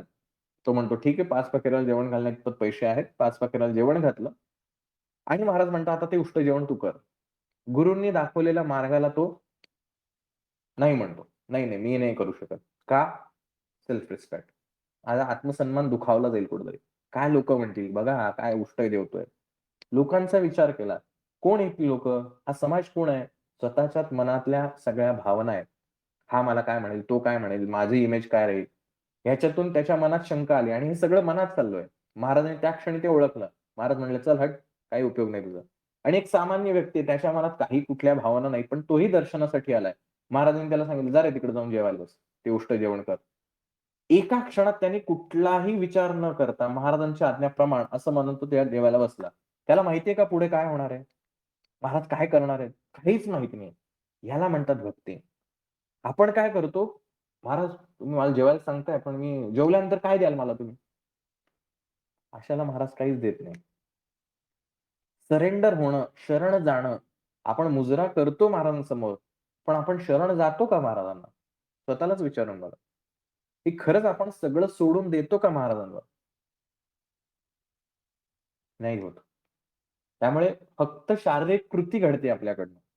पण आंतरिक जे घडायला पाहिजे ते फारसं होत नाही आणि म्हणून आपल्या आयुष्यात बदल का घडत नाही? कारण बदल आपल्याला असं वाटतं, की मी बाहेरनं जी कृती करतोय त्याने माझं आयुष्य बदलणार आहे. अजिबात नाही बदलणार. कारण बदल घडवायचा आतमध्ये. जर ज्यावेळेला तुम्ही महाराजांकडे शरण जाता, का दिंडोरी प्रणित मार्गात मुजरा करण्याची पद्धत आहे. सरेंडर करा स्वतःला. तुम्ही जगातली खूप मोठी व्यक्ती असाल, नो डाउट. परंतु ज्यावेळेला तुम्ही महाराजांसमोर जाता, गुडघे टेकवता, "महाराज सगळे तुम्हीच आहात. तुमच्यामुळेच माझं आयुष्य आहे." हे ज्यावेळेला आतून होतं, ते सरेंडर, ते शरणागती, तिथे महाराज भेटतात. पण तिथे तुम्ही नुसतं वाकून परत येऊन रुबाब दाखवणार, कडक इस्त्रीचे कपडे दाखवून लोकांवर रुबाब दाखवत असाल आणि स्वतःची इमेज जपत असाल, महाराज म्हणतात, "कशाला हे नौटंकी पाहिजे? काही उपयोग नाही या नौटंकीचा. हा फक्त दिखावा आहे." म्हणून आयुष्यामध्ये कायम लक्षात ठेवा, की आपण जे करतोय आहे ते खरंच मनापासून होतंय का फक्त लोकांना दाखवण्यासाठी चालू आहे. मुजरे तर इतके भयानक पद्धतीने लोकं घालतात, की म्हणजे 2 सेकंद सुद्धा महाराजांसमोर थांबायला यांना वेळ नाही. इतका फास्टली मुजरा करायचा आणि पळायचं. अरे कसली घाई आहे? अरे ते अनंत कोटी ब्रह्मांडाचे नायक त्यांच्यासमोर तुम्ही आलाय. किती विनम्रता पाहिजे. सगळं जग विसरलं गेलं पाहिजे त्या क्षणी. कारण इथेच माझं आयुष्य आहे आणि हेच सगळं मला देणारे आहे. ही भक्ती त्या बाहेरनं रस्त्यावरनं जाणाऱ्या माणसाला महाराजांनी बोलवल्यानंतर ती भक्ती, ते सरेंडर जे आहे, शरण जे आहे, ते त्या ठिकाणी गेल्यामुळे तो आत्मज्ञानाचा मार्ग महाराजांनी त्याला दाखवलाय. ऐऱ्या-गैऱ्यासोबत ह्या गोष्टी घडत नाहीत. मग महाराजांचे एवढे शिष्य आजूबाजूला होते. का बरं एखाद्या शिष्यालाच उभं करता आलं असतं की महाराजांना? विचार करा या गोष्टींचा. एवढे शिष्य होते. त्रिविक्रम भारतीसारखे एवढे ज्ञानी भक्त होते महाराजांचे. अतिशय एकनिष्ठ भक्त होते. त्यांना का नाही बरं महाराजांनी त्या ठिकाणी बोलवलं? काय दाखवायचंय महाराजांना यातून? एखाद्या रस्त्यावरचं जाणाऱ्या सामान्य माणसाला बोलवून महाराजांना काय दाखवायचं होतं? महाराज मी किती मोठा आहे हे दाखवायचं होतं? अजिबात नाही. काय महाराजांना दाखवायचं होतं आणि हे आपल्याला समजलं, तर आपल्याला आपलं आयुष्य महाराज कसं बदलतात हे कळेल. मग दुसरी रेषा जेव्हा तो ओलांडतो त्याच्यानंतर हे सगळ्या एक-एक गोष्टी बोलायला लागतो. मग तिसरी लेखा लंघी म्हणते, "त्यासी झाली ज्ञाती स्मृती, म्हणे गंगापुत्र निश्चिती, वास तटे गंगेच्या." तिसरी रेषा ओलांडल्यानंतर त्याला आणखीन ज्ञान झालं, की मी कोण आहे? मी त्या गंगेच्या किनार म्हणजे गंगेमध्ये राहणार किंवा नदीमधला एक नावाडी आहे. आपण मागे बघितलं गंगानुज जे आहे. गंगानुज म्हणजे नावाडी. आता मी कोण आहे? तर मी नावाडी आहे. आता हे जन्म सांगतोय का? हे आतून ज्या गोष्टी त्याच्या जसे-जसे चेंजेस होत आहेत, हे गुण आहेत. विचार करा ह्या गुणांचा ह्याचं डिटेल्समध्ये आपण आपल्या वैयक्तिक गोष्टींमध्ये चिंतन करा. आणि ही रेषा ओलांडून सांगतो, की मी नावाडी आहे. पुढची रेषा लंघिता रेखा चौथी. म्हणे आपण शूद्र जाती, जात होतो आपुले वृत्ती, स्वामी मातेच्या पाचार्य. आता चौथी रेषा ओलांडल्यानंतर तो काय म्हणतोय, मी एक शूद्र जातीत जन्माला व्यक्ती आहे आणि मी माझ्या शेताकडे चाललो होतो. तुम्ही मला इथे बोलवलं. लंघिता रेखा पाचवेसी, झाले ज्ञान आणिक तयासी, जन्म झाला वैश्यवंशी, नाम आपले सोमदत्त. बघा आता मागचे 3 झाले. आता हा चौथा जो आहे तो चौथा म्हणजे आत्ताचा त्याचा असलेला जन्म. तो म्हणला, की चौथी रेषा ओलांडल्यानंतर त्याला काय झालं, की तो म्हणला, की मी चाललो होतो माझ्या शेताकडे, तुम्ही मला इथे बोलवून आणलं. म्हणजे आता ह्या जन्मात आला. आधीचे पहिले 3 जन्म, आत्ताचे जन्म, आता पुढचे 3 जन्म सांगणार आहे. आता तीच 5वी रेषा ओलांडल्यानंतर तो म्हटला, मी वैश्य आहे, म्हणजे मी व्यापारी आहे आणि मी व्यापार करतोय. लंघिता रेखा पाचवेसी, झाली ज्ञान आणिक तयासी, जन्म झाला वैश्यवंशी, नाम आपले सोमदत्त, की मी आता सोमदत्त आहे. म्हणजे पुढचा जन्म त्याला आता आठवलाय, की पुढे माझं काय होणार आहे. कृपा महाराजांची बघा कशी आहे. 6वी रेखा लंघिता, म्हणे आपण क्षत्रिय ख्याता, नाम आपुले विख्याता, गोदावरी म्हणून. आता मी पुढचा कोण आहे? ही डेव्हलपमेंट आहे गुणांची. तमोगुणाकडून हा सत्वगुणाकडे चाललेला आहे. आता रजोगुणाकडे आहे, तर हळू-हळू सत्वगुणाकडे जाणार आणि ह्या सत्वगुणाच्या पलीकडे ज्याला जाणार, त्याला आत्मज्ञान कसं होतं. तर 6वी रेषा ओलांडल्यानंतर तो म्हणतो, "मी क्षत्रिय आहे आणि माझं नाव असं-असं आहे."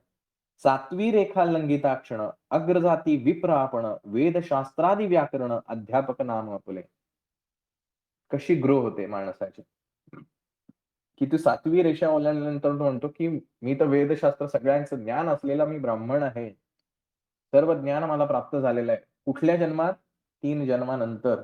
आत्ता तो साधा व्यक्ती आहे, पण त्याला पुढचे 3रा जन्म, त्याचा 7वा जन्म जो आहे, तो त्या ठिकाणी दिसतोय आणि तो म्हणतो, "आता मी ब्राह्मण झालेलो आहे, ज्ञानी झालेलो आहे." असं म्हटल्यानंतर महाराज म्हणतात, श्री गुरु म्हणती, "तयासी वेदशास्त्री अभ्यास म्हणती, आले विप्र चर्चेसी वाद करीत्यास." महाराज म्हणतात, "तू म्हणतोयस ना, मी आता एवढा वेदशास्त्री ब्राह्मण आहेस. हे बघ, ही 2 जण आलेले आहेत चर्चेसाठी, यांच्यासोबत चर्चा कर." काय अवस्था असेल बघणाऱ्यांची? एक सामान्य व्यक्ती रस्त्यावरनं चाललाय, महाराजांनी त्याला बोलवलंय आणि हा असं एक-एक काय-काय सांगायला लागलाय. सगळे शॉकच. काय बोलणार आहे आता आपण ह्यांच्यासमोर?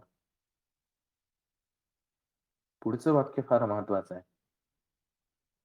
अभिमंत्रोनी विभूती, त्याचे सर्वांगी प्रोक्षिती, प्रकाशली ज्ञान ज्योती, त्या नरा परीयसा. दीक्षा दिली जाते. अनुग्रह सद्गुरूंकडनं ज्यावेळेला होतो त्यावेळेला त्या क्षणी आयुष्य बदललेलं असतं. ही दीक्षा जी आहे ती भस्म दीक्षा आहे. महाराजांनी काय केलं त्याच्या अंगाला भस्म लावायला सांगितलेलं आहे. अभिमंत्रोनी विभूती गुरूंनी सांगितलेलं आहे, की याच्या अंगाला रक्षा लावा आणि जसं रक्षा लावली जाते, आत्मज्ञान प्रकट झालं. आता तो माणूस राहिलेला नाही. आत्मज्ञानी झालेला आहे. ही असते अनुग्रह करणे, गुरुकृपा. स्वामी चरित्रात आपण बघितलं आळंदीचे नरसिंह महाराजांवर असेल. गुरुचरित्र अनेक वेळेला ह्या गोष्टी घडणार आहेत. एका क्षणात ही दीक्षा कशी घडते? चालणाऱ्या माणसावर सहज तो आलेला आहे. बाळाप्पा महाराजांचे उदाहरण असेल. कशाप्रकारे महाराज अनुग्रह करतात. एका क्षणात आयुष्य पूर्ण बदललं जातं. पूर्ण बदललं जातं. तुम्ही कोण आहात, मागे कसे होतात, तुमचं कॅरेक्टर कसं होतं, स्वभाव कसे होतात, सगळ्या गोष्टी टोटली बदलल्या जातात. स्वतःलाच आपण आरशासमोर जेव्हा बघतो त्याला "अरे, हा मी होतो?" आपलाच विश्वास बसणार नाही. एवढे चेंजेस आपल्यामध्ये होतात. याला म्हणतात अनुग्रह. आणि हा घडल्यानंतर होते आत्मानुभूती, सेल्फ रिअलायझेशन आणि त्या दृष्टीनं प्रवासाला सुरुवात होते. आणि ही ज्यावेळेला महाराजांनी तो अनुग्रह केलेला आहे, त्यावेळेला त्या व्यक्तीमधलं रूपच जे आहे ते सगळं बदललं आणि जे आजूबाजूचे श्रोते आहेत, ते फक्त बघत बसलेत. काय म्हणायचं याच्यासमोर? फक्त आश्चर्य व्यक्त करणं ह्याच्या पलीकडे काही नाही. येणे परी पतितासी, ज्ञान झाले अस्मासी, वेदशास्त्र सांगेसी, म्हणू लागले ते वेळी. जे आले चर्चेस विप्र, भयचकित झाले फार, जिव्हा तुटोनी झाले बधीर, हृदय शूळ तात्काळी. हे महाराजांचं अजब लीला पाहून, ही जे 2 आले होते, जे स्वतःला खूप मोठे समजत होते, भयभीत झाले. कारण आत्तापर्यंत त्यांनी महाराजांना ओळखलंच नव्हतं. आणि हा सगळा रूप बघून, की एक सामान्य व्यक्ती येतो का आणि तो आता अशा प्रकारे वेदांवरती चर्चा करायला एवढा त्याचं ज्ञान प्राप्त होतं. हे किती क्षणाचा कालावधी आहे. 7 ऋषा ओलांडायला किती वेळ लागणार आहे? क्षणभरात सगळ्या झालेल्या ह्या गोष्टी आहेत आणि जसंही महाराज त्याच्यावरती ते रक्षा टाकतायत, क्षणभरात तो माणूस बदलून जातोय. हे सगळं बघून ती जे 2 विप्र आले होते. कारण हे जे 2 विप्र होते हे काय म्हणूया आपण त्याला पुस्तकी ज्ञान घेऊन आले होते ना. प्रॅक्टिकली नॉलेज कुठे आहे? आणि जर प्रॅक्टिकली असतं तर त्यांना परमेश्वर समोर महाराजांच्या रूपात दिसला असता, जसं त्रिविक्रम भारतींना दिसला. पण या इगोमध्ये, अहंकारामध्ये इतके गुरफटलेले आहेत, की समोर दिसणारा देव सुद्धा नाही पाहू शकले. म्हणजे समोर असलेलं ज्ञान, परमेश्वर तुम्हाला दिसलाच नाही. आणि हे आता हे महाराजांनी अशा ज्या काही लीला केल्या, किती क्षणभराची गोष्ट आहे बघा. फक्त आलेला माणूस आणि आत्ता झालेला बदल. मनामध्ये प्रचंड भीती झाली. आता आपलं काय होईल माहीत नाही. जो आपण इगो, अहंकार, मोठेपणा हे सगळ्याच्या गप्पा मारत जे होतो ना, त्याच्या कैक पुढे महाराजांनी या माणसाला नेऊन ठेवलंय. आता आपलं काय होणार? आणि म्हणून त्यांना हृदयक्षूळ असा जो शब्द आहे. शूळ म्हणजे अडथळा. हृदयामध्ये अडथळा निर्माण झाला म्हणजे ज्याला आपण आजच्या भाषेत हार्ट अटॅक असं म्हणजे म्हणतो. पेन व्हायला लागलं हृदयामध्ये. काय होतं ह्यात आहे?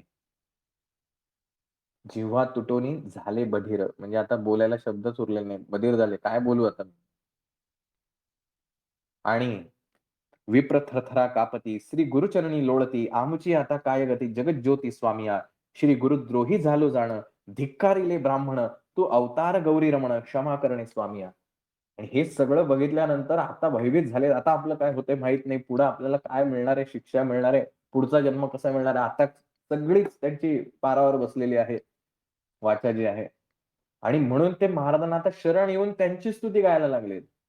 बघा, आपण हे असंच आयुष्यात करतो ना, की ज्यावेळेला इगो असतो, अहंकार असतो, माज असतो, मग सत्तेचा असेल, पैशाचा असेल, ज्ञानाचा असेल, कुठल्याही गोष्टीचा असू शकतो.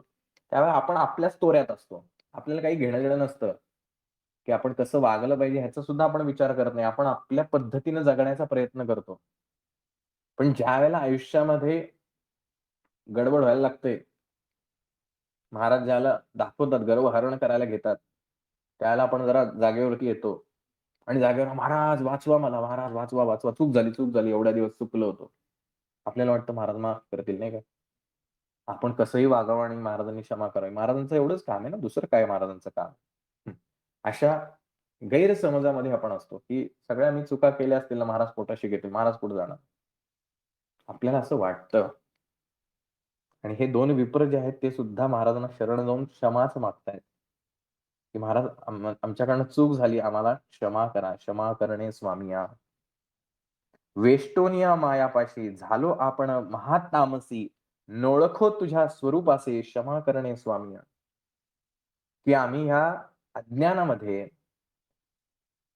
इतके गुरफटून गेलो, की तुझं स्वरूप सुद्धा आम्ही ओळखू शकलो नाही. म्हणजे थोडक्यात हे ज्ञान जे आहे, ते ज्ञान आम्ही घेऊ शकलो नाही. ज्या ज्या वेदांचं ज्ञान आम्ही घेतलंय, इतक्या वर्ष शिकलोय, ते सगळं ज्ञान आम्ही आमच्या तमोगुणापायी झालो आपण महातामसी. इतके आम्ही तमोगुणी झालो, की आम्हाला समोर असलेलं ज्ञान सुद्धा दिसायला तयार झालेलं नाही. "नोळखो तुझ्या स्वरूपासी क्षमा करणे स्वामी." आम्ही तुला सुद्धा ओळखलं नाही. कृपया आम्हाला क्षमा कर. नौटंकी सज्जन करते. मस्त नाटकं करतात देवासमोर, की "नाही, नाही देवा, खरंच मला खूप वाईट वाटतंय. आता एकदम मला प्रायश्चित्त घ्यायची इच्छा आहे." असं प्रत्येक जण करतो. पण शेवटी परमेश्वर आहे. तुम्ही नौटंकी जगाला दाखवून फसवू शकता, पण परमेश्वराला काही कारण परमेश्वर बाहेर नसतोच, परमेश्वर आतमध्ये असतो. आणि तुमच्या आतमध्ये जे चाललंय ते सगळं परमेश्वरावर साक्षी भाव ठेवूनच करतो. आपण आता जे सुरुवातीला रोज प्रार्थना म्हणतो त्याच्यामध्ये आपण तेच म्हणलंय, की साक्षी भाव ठेवूनच साक्षी म्हणजे विटनेस. प्रत्येक ठिकाणी, प्रत्येक तुमच्या मनातल्या विचारांना विटनेस परमेश्वर आहे. त्याचं एकही काही म्हणणं नाहीये तुमच्याविषयी.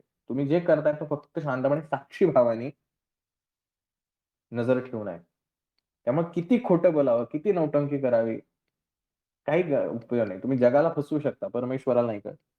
त्यामुळे ते सगळे महाराजांना आता ते दोघं जे आहेत, ते महाराजांना विनंती करतात, की तुम्ही आम्हाला क्षमा करा आणि आमच्यावरती कृपा करा.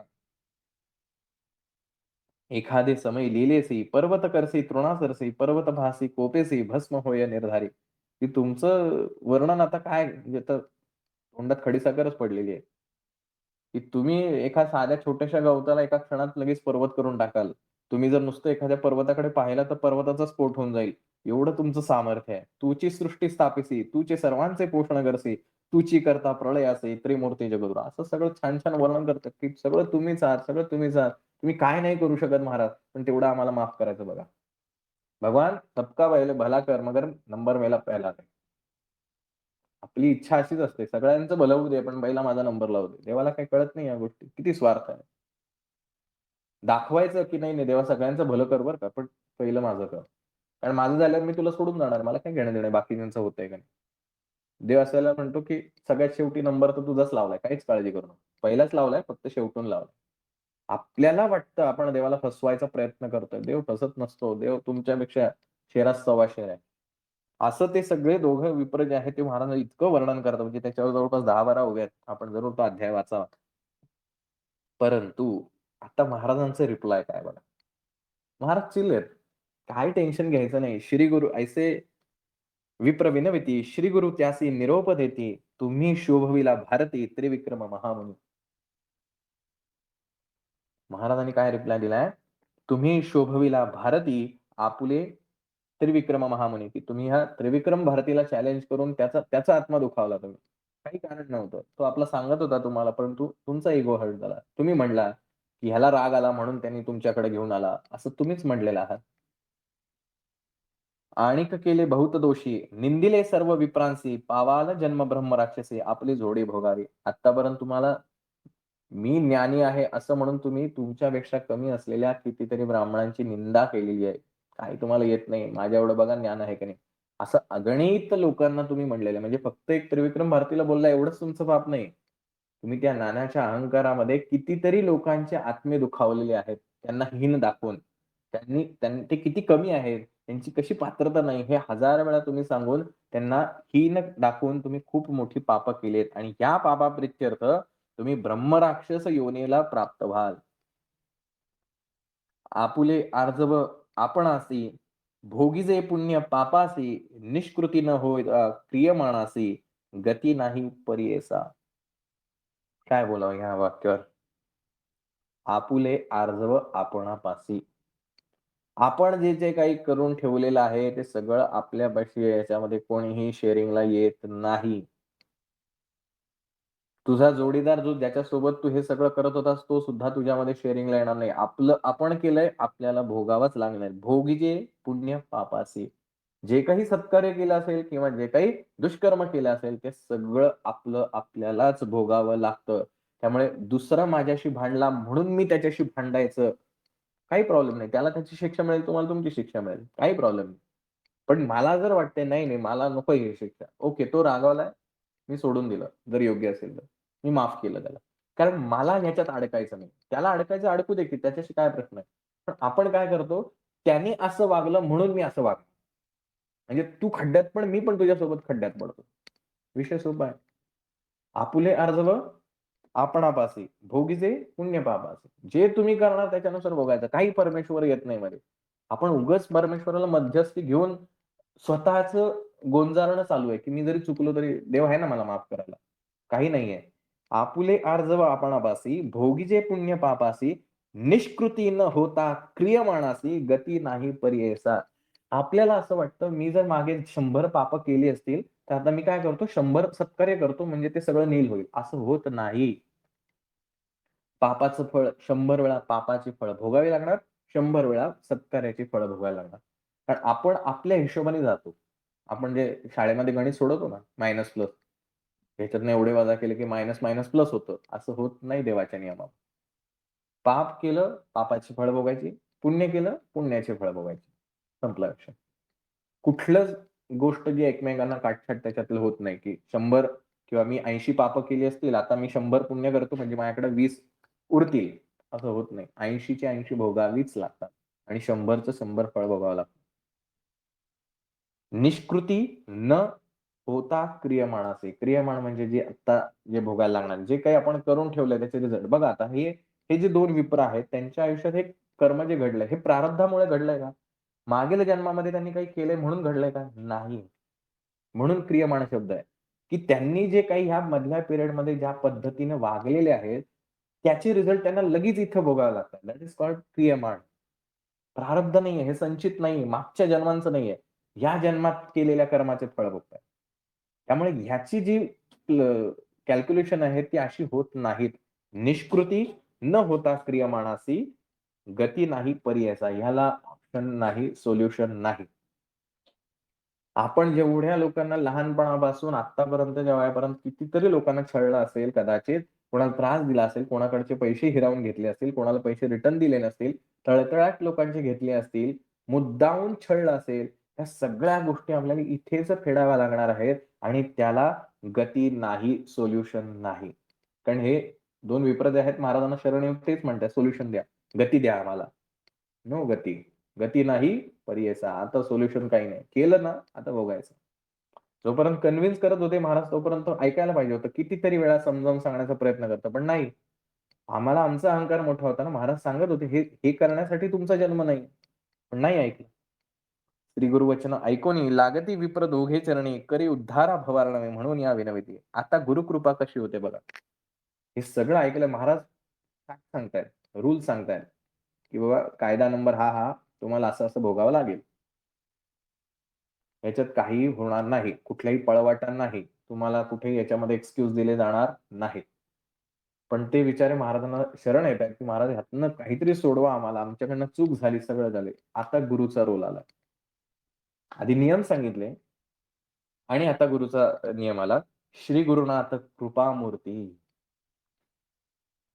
श्री गुरुनाथ कृपामूर्ती. त्यांना जो शरण आलाय, ज्यांनी इतकं वाईट वागलेलं आहे, पण तो शरण आलाय. शरणार्थीला महाराज पोटाशी धरतात. चूक झाली ना, मान्य आहे. शिक्षा भोगायची तयारी ठेवावीच लागेल. पण ठीक आहे, तू आता मला शरण येतोयस ना, महाराज लगेच कृपा करतात. आपण फसवतो महाराजांना. महाराजांनी जरा कृपा केली, की लगेच आपण परत जुने दिवस आठवायला काही कमी करत नाही. पण हे जे 2 विप्र आहेत, ते महाराजांना शरण जातात आणि काहीतरी यत्न करा मार्ग म्हणून सांगतात.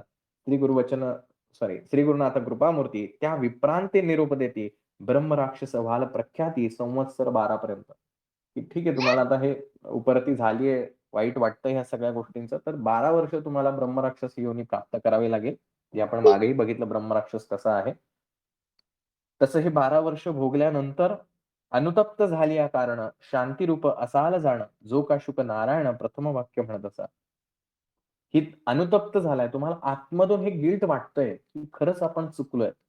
आणि ह्याच्यामुळे मी तुम्हाला उशाप देतोय. ह्याच्यामुळे मी तुमच्यावरती कृपा करतोय.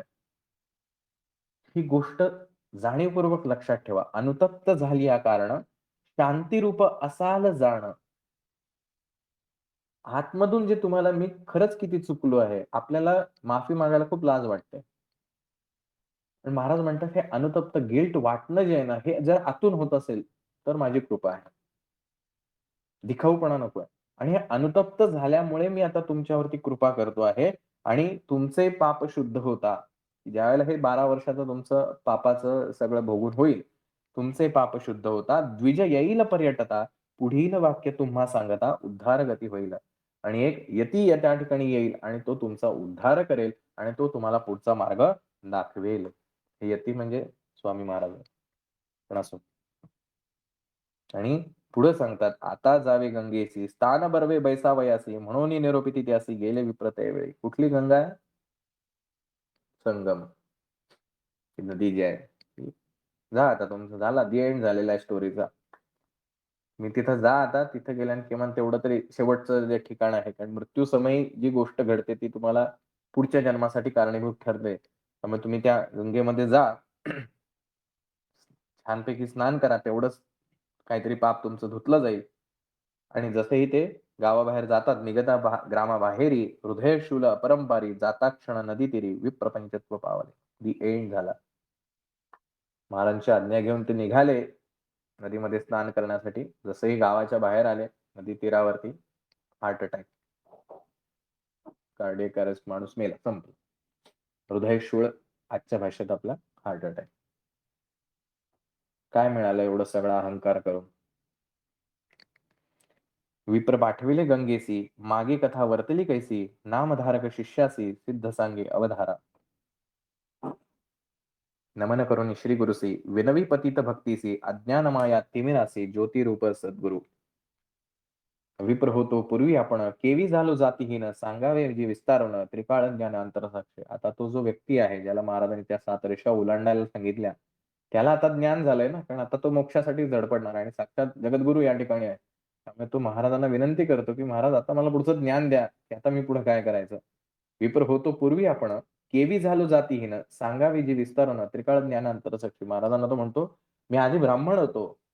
पण मी मग शूद्र जातीत का जन्माला आलो? माझ्याकडनं काय चुका घडल्या आणि म्हणून मी असा शूद्र जातीला जन्माला आलो.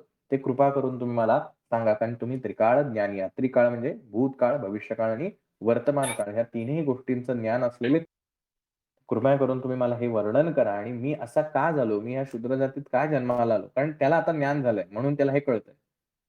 जोपर्यंत तो साधा व्यक्ती होता तोपर्यंत तो काय म्हणला, "मी आपला साधा शूद्र जातीत जन्माला आलोय, बाहेर गावात राहतो आणि आपलं मी माझ्या शेताकडे चाललो होतो काम करण्यासाठी."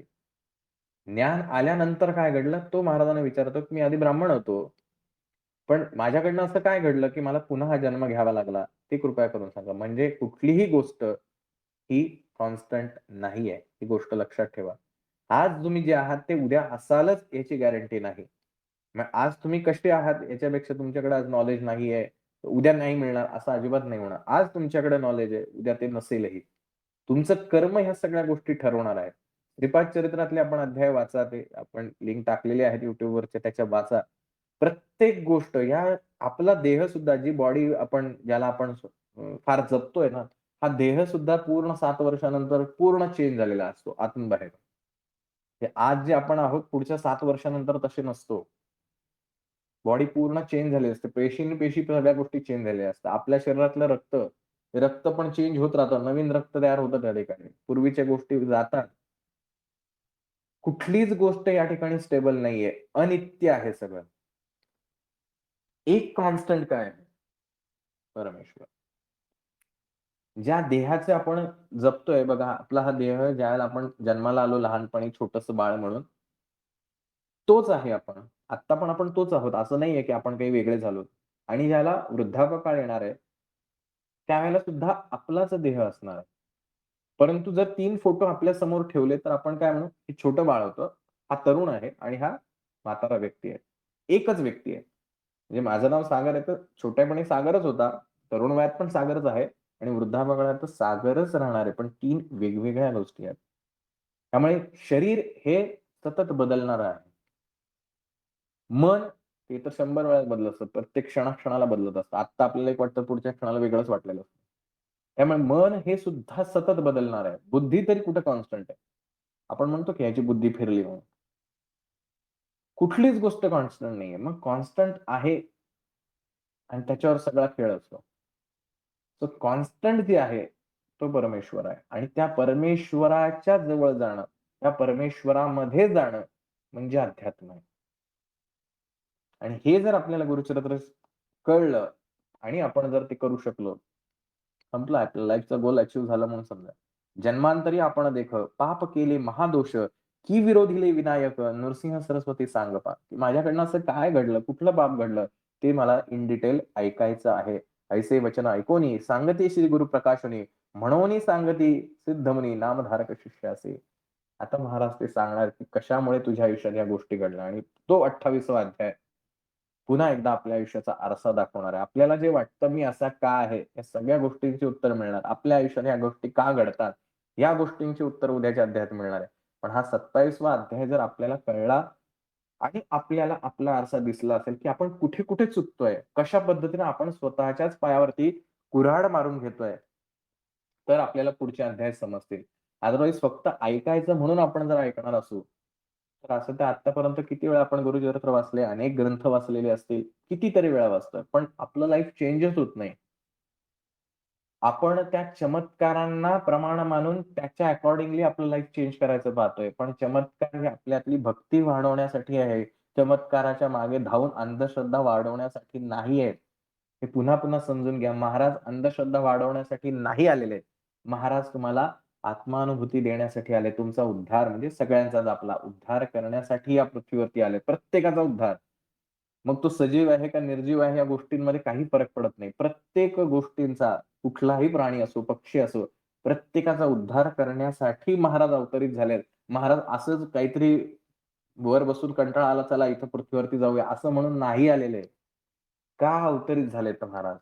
महाराज का म्हणतात हम गयानी जिंदा है? महाराज एवढं कार्य का करतात? आपण बघतो सगळ्याच केंद्रांमध्ये, स्वामींच्या मठामध्ये सगळीकडे प्रचंड गर्दी आहे. हे कोण काम करतं? हे महाराज काम करतायत. आपण काहीच करत नाही. आपली पात्रता सुद्धा नाही एका माणसाला. जर एवढी पात्रता असती तर आपल्या घरातील 4 माणसांना कन्व्हिन्स करू शकलो असतो. नाही जमत. आपल्या घरातले एवढे प्रॉब्लेम्स आहेत. आपण त्यांना फेस करताना तोंडाला फेस येतो. आपण काय जगाला सुधारायला जाणार? हे सगळं करणारे महाराज आहेत. ते लोकांना घेऊन येतात, ते लोकांना शिकवतात, ते लोकांचे प्रश्न सोडवतात. सगळं तेच करतायत. पण तेच सगळं करत असताना क्रेडिट मात्र आपण घेत जातो. मी ह्याला एवढं सांगितलं म्हणून याचं झालं. मी याला असं करायला सांगितलं बघा लगेच ह्याच्या आयुष्यात परिणाम झाला आणि त्याचा प्रश्न दूर झालाय. कोण तू? काय तुझ्याकडे कॅपॅबिलिटी एवढी? मग एवढं जर असेल तर एक दुकान टाक, तुझा आश्रम टाक आणि बघू किती लोकं तुझ्या सांगण्याने प्रश्न बरे होतायत. आपल्याने काही होत नाही. जे होतंय ते सगळे महाराज करतायत. पण आपण त्याच्यातनं स्वतःचा इगो वाढवत चाललोय, खत-पाणी घालवत चाललोय. मी करतोय म्हणून हे सगळ्या गोष्टी होतायत.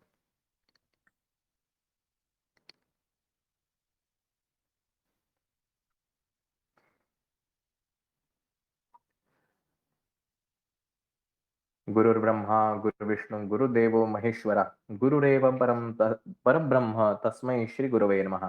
अखंडमंडलाकारं व्याप्तं येन चराचरं तत्पदं दर्शित येन तस्मै श्री गुरवे नमः. अज्ञानतिमिरान्धस्य ज्ञानाञ्जनशलाकयः चक्षुरुन्मिलितं येन तस्मै श्री गुरवे नमः. स्थावरं जङ्गमं व्याप्तं येन कृत्स्नं चराचरं तत्पदं दर्शितं येन तस्मै श्री गुरवे नमः.